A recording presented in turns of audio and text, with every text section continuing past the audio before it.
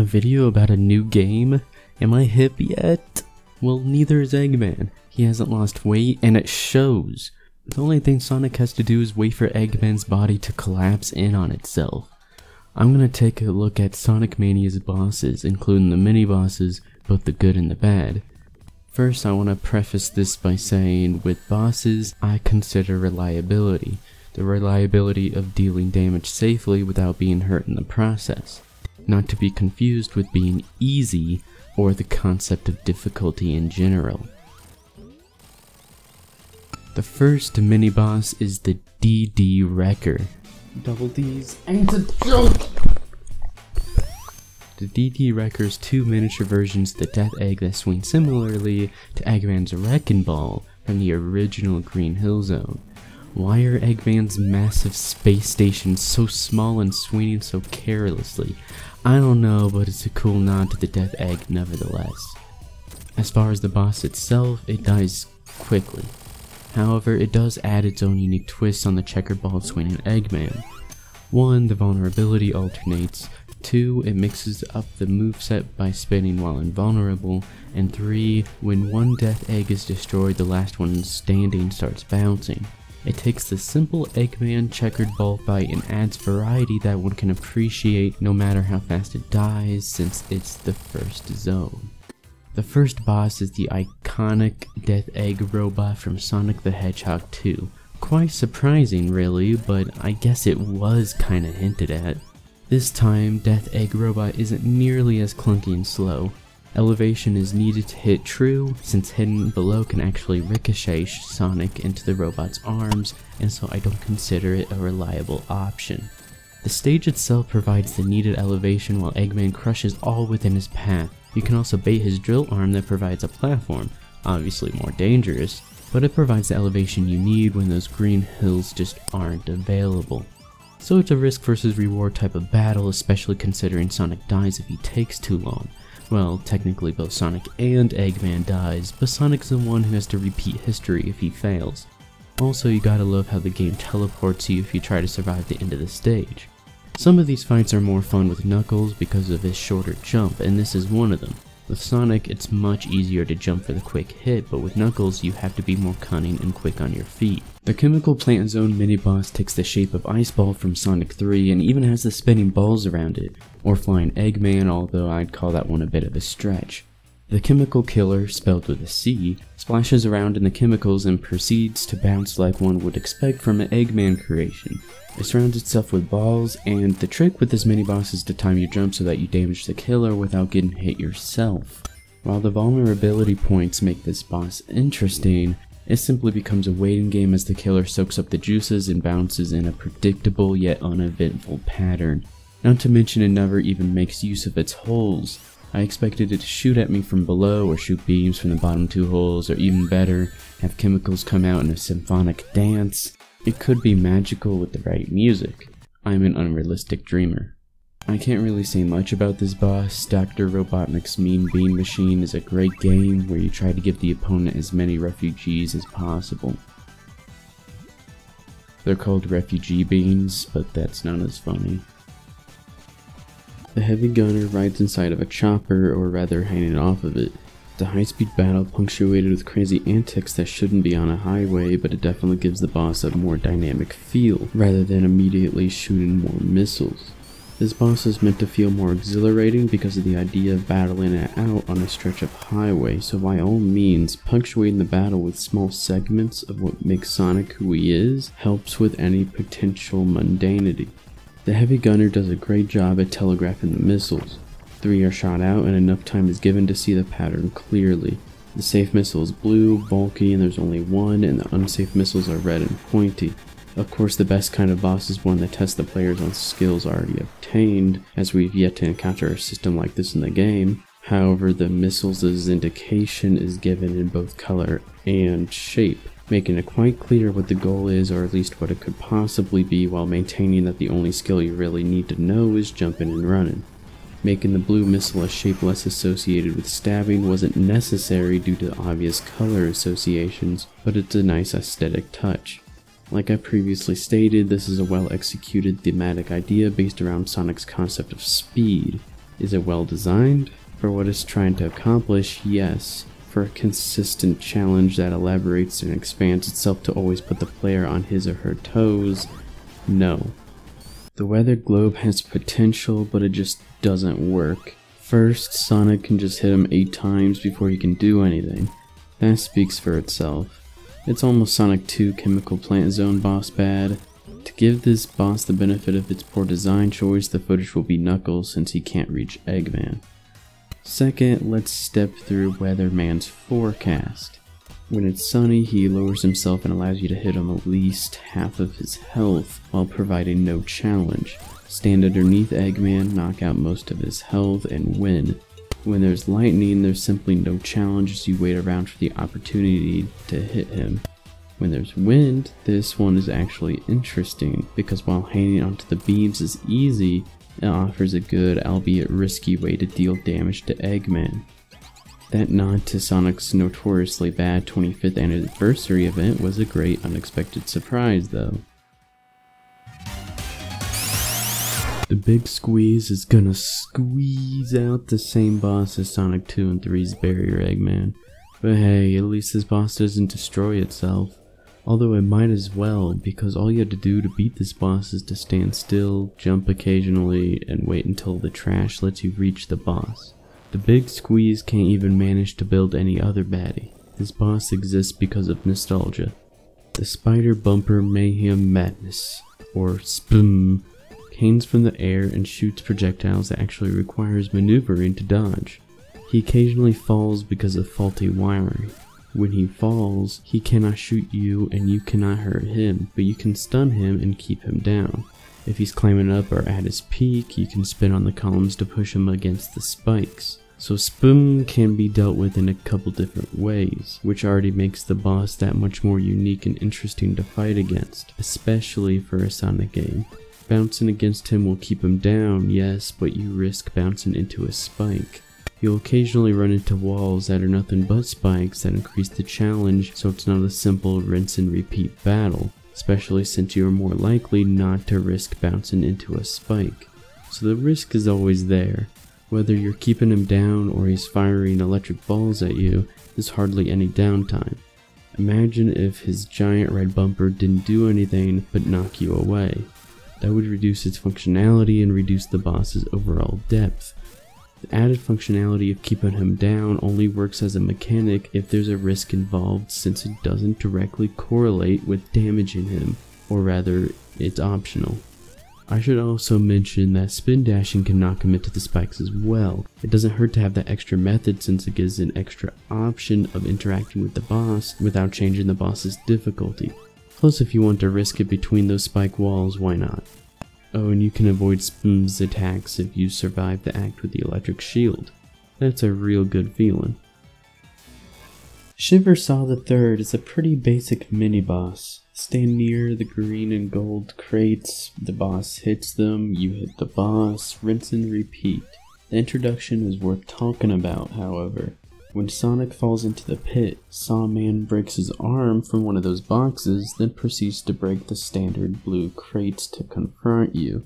This immediately teaches the player what to do, and in a safe environment, as I usually preach. However, what happens once you see this? Well, like I said before, rinse and repeat. It's a simple mechanic that can be figured out without getting directly in harm's way, since he keeps his distance and has an obvious telegraph. So by adding that safe tutorial session, there's no longer any aha moment. Of course, this is assuming it's an interesting enough boss in the first place. Heavy Shinobi is an excellent boss for a similar reason to Spider-Mobile, and that is variety and a secondary approach to inflicting damage. This time, however, it's a one-on-one battle. Timing your jumps through exploding ninja stars while trying to knock Shinobi down provides for a rewarding challenge. Sonic becomes frozen if he runs into the Shinobi, leaving Sonic to slide around trying to break out. That alone would make an alright boss. Decently fun, even if getting hit by those exploding ninja stars while frozen feels cheap. Except that's exactly what was accounted for. While Sonic is frozen, he cannot be hit by the several thorny spikes flying all around. Upon discovering this, if things get too hairy, the player can purposely jump into Shinobi and freeze, and it feels good. Purposely freezing yourself to escape a tough situation is not only strategic, but it doesn't negatively affect the boss's difficulty because of the rate that ninja stars are thrown, and the fact that Sonic cannot do anything productive while frozen. You're using the boss against him, not in the asinine Sonic 3 Lava Reef boss way, but in a more roundabout, strategic way that makes the player feel good about their life decisions in that moment. Hotaru Hi What's Up is a giant Hotaru. They're essentially light bulb fireflies and they're taken from Sonic CD. The first attack phase is taken directly from Sonic CD's Hotarus that shoot beams at you right before the game's final boss. The rest of this mini-boss's phases are an interesting expansion of how Sonic CD handled the Hotarus. Beyond that, it's a waiting game. Literally a waiting game. You can stand to the side and never have to move an inch. The patterns are that straightforward and mind-numbingly easy to avoid. Metal Sonic is the first multi-part boss we see in the game. But the music. It's the Sonic CD Stardust Speedway Bad Future Japanese version. It's quite the mouthful. T. Lopes managed to take the iconic sound effect from that oldie and transform it into a more intense and overall better track.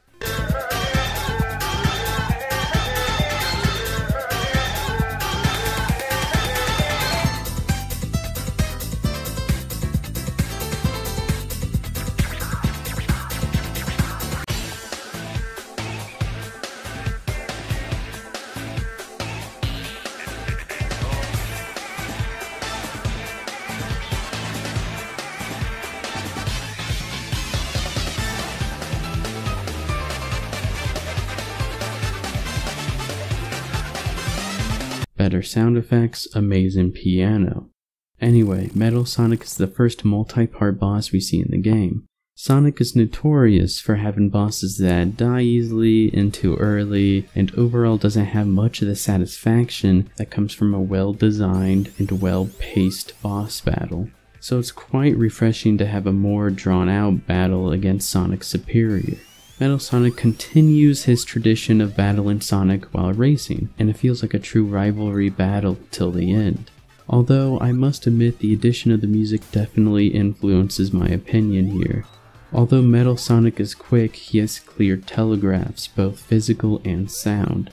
The stage itself has an exceptional amount of inclines that help guide you to jump and hopefully help avoid Metal Sonic in the process. Utilizing Sonic's drop dash definitely helps with the flow. The last stretch of land leads to a device that Metal Sonic attaches himself to and starts shooting at you while Silver Sonics attack. Utilizing the Silver Sonics to bounce into Metal Sonic is a neat mechanic to work with and works well as a pit stop between racing that isn't too underwhelming of a challenge. How Silver Sonic jumps into the air across the room is a clear hint at what you need to do without being too in your face about it. A great moment is right after the pit stop. The place explodes and it shifts to you running at high speeds with Metal Sonic trying to take you down again. At the end, we reach a circular path. We start running around a statue of Eggman himself, obviously reminiscent of Sonic CD's Stardust Speedway Bad Future, which provides a cool visual effect.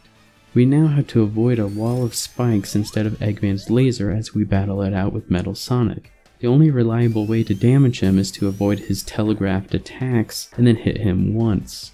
Hitting more is possible, but the risk of getting hit by the spike wall is too great. The only real challenges are learning how to manage damage with speed and Metal Sonic's electric balls, unless you're Tails, which I guess he doesn't need a machine to actually execute as we were led to believe. And of course they kept the same dash he does in Sonic CD, and thus looks like a looming ghost that lost his day job. So overall, Metal Sonic's fight has great presentation and is one of the more pleasant bosses, although I couldn't help but wonder how much of a game changer it would have been if the stage was more varied and Metal Sonic's attacks were more memorable. Hydro City's Act 1 boss is Sonic 3's Dr. Robotnik's Water Spout and Depth Charge Machine, except this time the tables are turned. There's really nothing I can say here. The concept of playing as the boss itself just isn't realized enough in games. This was quite the shock of a boss to face, but it was a warm welcome. Brings me back to the good old days of Lord of the Rings: The Third Age, an RPG with a mode that allowed you to play as the freaking Wraiths. That was amazing. Hydro City's Act 2 boss is a two-parter. The first part is a new original Sonic boss that takes place underwater, the Laundry Mobile. The Laundry Mobile chases Sonic down with his fan blades, although ironically enough, those same blades are pushing Sonic away. Eggman becomes closer as we run into blocks and other objects. We hit bombs to knock them into Eggman while making sure he lines up with the bomb's trajectory. If we don't, there's a chance you'll drown. So this boss has that sense of urgency from potential drowning while maneuvering through the underwater dangers. It's also interesting how one of the bombs forces you to hit blocks that bring Eggman closer. It's as if the game is trying to force that progression of danger, which is a dangerous hand to play for 3 reasons. 1. The player isn't going to want to go for the bomb since the risk is obvious and Ariks don't go for it, especially since it looks like Eggman will hit you if you do go for it. 2. If the player doesn't go for the bomb, then the game essentially says screw it, you're gonna drown.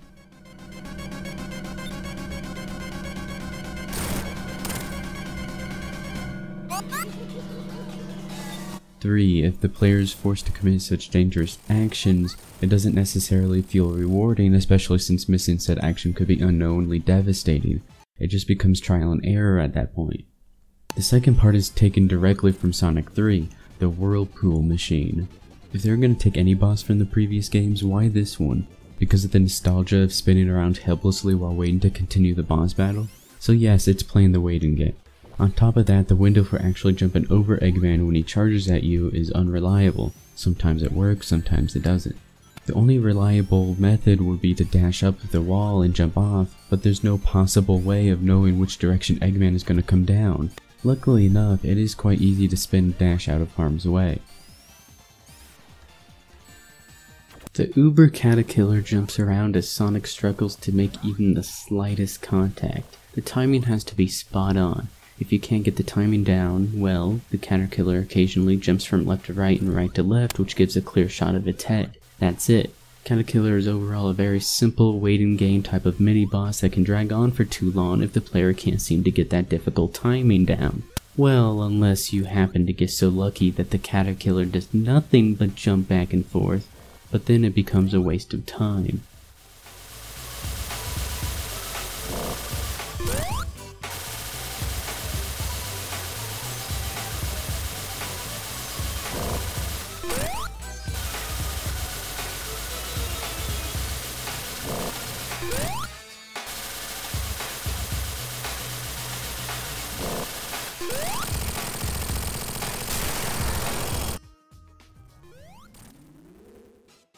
Knuckles' mini-boss is the Caterpillar on the ground.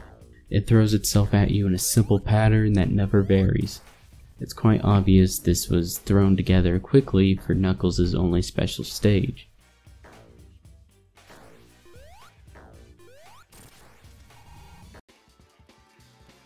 The Heavy Magician uses illusions to take the form of Fane the Sniper, Bean the Dynamite, and Bark the Polar Bear. Each form is fan service that utilizes a single, simple attack that presents no challenge and lasts for 2 hits. The boss survives 8 hits, meaning Fane the Sniper gets recycled, which is just lazy. This is a fight that could have benefited from a second phase since it's a pretty bare bones fight. C-3PO throws his wrenches and turns his valves. The wrenches are a simple dodge fest. The green platforms rise when Meter Droid turns the release valve and lead to 2 safe spots and 4 spikes. The lack of spike visibility is an obvious design flaw which spoils the entire boss, since Droid Man here is overall that simple and unintriguing. These bosses are getting to me. Mega Octus is a combination of Sonic 3's Lava Reef Zone's Heat Arms mini-boss and Sonic 2's Submarine Eggman, down to the T. The pointed tip snake flying over the platform, the laser cannon firing very slowly and 3 times while scorching the ground, and the tentacles firing at the player. While the combination is unique, the nostalgia hits hard and the boss itself is cumbersome. The main fault is the oil for 3 reasons. 1, once Sonic's down there, and you have to be down there if you want to get some hits in, then he's down there. Getting back up onto solid ground is by chance. 2, the oil slows Sonic down more so than his usual sluggish acceleration speed, meaning you become an easy target to the shooting heat arms, especially since you have to jump constantly if you don't want to sink and die instantly. And 3, if you lose rings, you can't recollect them since they fall straight through the oil.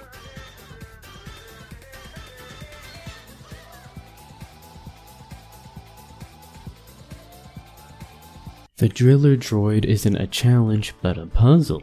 It will follow a reticule on top of Sonic until it falls and digs into the rock, but it can't be damaged yet. 3 times, an easy kill.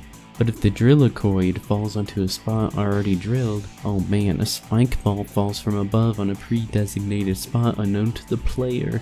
If it bounces, then it's essentially a penalty, almost certain to hit. So it's a game show mini-boss, just like a gambler.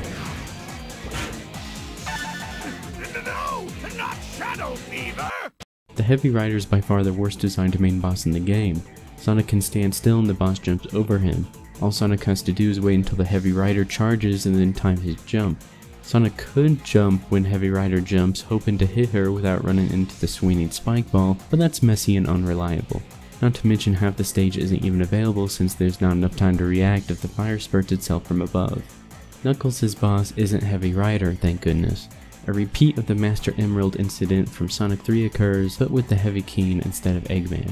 The Heavy Keen charges himself per 2 attacks via Mechasonic's Master Emerald method. He utilizes the extreme balance of movesets, where one attack is from below, one from above, and one is an all-around direct approach. Each attack is telegraphed with a distinct sound effect, since he'll be off-screen part of the match. The attack from above is an idea centered around hiding underneath the emeralds, although it proved to be unreliable and trial and error based. The all-around direct approach is an attack that at first proved to be a real challenge as the Heavy Keen came stomping from emerald to emerald and firing his energy balls. However, it ended up proving to be a satisfactory challenge that felt rewarding to successfully dodge.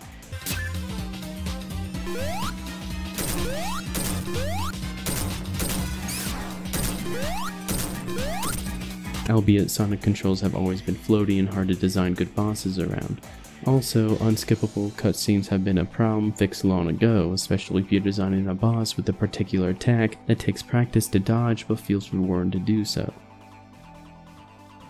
There's really no excuse. We end up fighting Eggman in Act 1, the crushing piston final boss from Sonic 1, except this time there are 5 pistons instead of 4.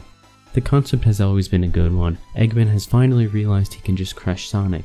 While the energy balls take unnecessarily forever to charge and this proved to be a nostalgic annoyance more than anything, the boss itself actually proves to be a well-designed throwback, especially because of the new second phase to the boss. The second phase is where the pistons crush everything constantly and the energy balls no longer form. The pistons crush one at a time and prove to be a fun challenge where death feels fair. The Gashapon machine is nostalgia in a bottle that isn't even blended. I know I frequently use that term, but I mean, come on, look at that. Sonic 1's Marble Zone boss, Sonic 2's first boss, and Amy? You can make these miniatures pop out at whatever rate you please, and the miniatures themselves prove no variety and a trivial challenge. After they're all dead, Eggman flies down slowly, shooting bullets that I didn't realize existed when I first beat him, while Sonic pops him right out. Of course, that's a nice touch, but the boss itself takes an interesting idea and only half bakes it. Crimson Rye is the same mini-boss as Red Eye from Sonic 3. The first phase requires Sonic to watch his footing as he hits the eye. The rotating orbs move vertically and expand in an attempt to keep Sonic away. It feels fair since standing at the edges guarantees safety. The second phase is when Crimson Eye breaks out of its cage. This is where the setting really shines. The elevator goes nuts, knocks Eye around, and affects Sonic's gravity. Elevator rising, Sonic can't hit it and must time a jump when the gravity isn't bearing upon him. Elevator falling, Sonic can hit it but must watch out as it falls on top of him. So there's a balance between both elevator directions that capitalizes on the pros and cons of gravity, unlike Red Eye, who was not a challenge to avoid. Crimson Die has that feeling of, oh crap, this elevator shouldn't be doing this, we're gonna die. But you won't. you're safe in the arms of Sonic. Oh no! Believe it or not, there's not much to say about the Phantom Egg. It makes him look fat, which was the whole point of the joke I made in the beginning of the video. Phantom Egg is a waiting game. There's nothing to do but run around as Fat Man bounces and electrifies cords that can be avoided by counting to 3. What is interesting, however, is how he teleports you to different heavies that require you to dodge, albeit poorly executed. Rocket Man shoots rockets and you can knock a few back that are flying across the screen, but damaging heavies does nothing in this boss, so it's an illusion. Shuriken Man spins around and shoots his Sonic CD final boss blades. Stand in the middle and watch the extending arms try to reach you. This is one of those segments that feels like trial and error since you can't know what he does before he starts rumbling you. Magician Woman is plain unfair, even if you know which hat she's hiding in, which isn't difficult. There's not enough time to move underneath the correct one since Sonic's acceleration is slow. Motorcycle Woman is a series of jumps that otherwise stab you, except that there's no indication whatsoever of what's going to happen, so it's yet another unfair mini-game. The developers have clearly never played WarioWare. With how epic this final spar for the Phantom Ruby is supposed to be, it turned out surprisingly dull and boring. The Heavy King turns into the Phantom King, who surrounds himself with energy balls that bounce Sonic back, and then fires them one at a time. Alright, fair, but why is this... What is this? What, Eggman's machine here? Look how ridiculous that is. I know he shoots some kind of laser as well, but it's not even worth mentioning since this boss is so ridiculously easy that he never has the chance to even charge any laser he may or may not have. The devs knew this too. Each boss here has 8 hits, but can only be hit once before swapping out. So this boss lasts longer than it should. It gets to the point where I'm wondering, when is this going to end? And that's all she wrote. Or I wrote. I wrote this. I also made the video and wrote the post, both found on our website.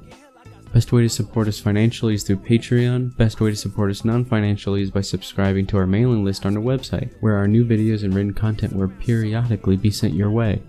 I want to thank our $10 plus patrons, Michael, your boy, Laurentius. Every patron helps us continue what we do as we strive to improve our content. Patrons receive sneak peeks, behind the scenes recognition, and access to our Discord. Thank you for watching. Thank you. Thank you. Hey. Bye.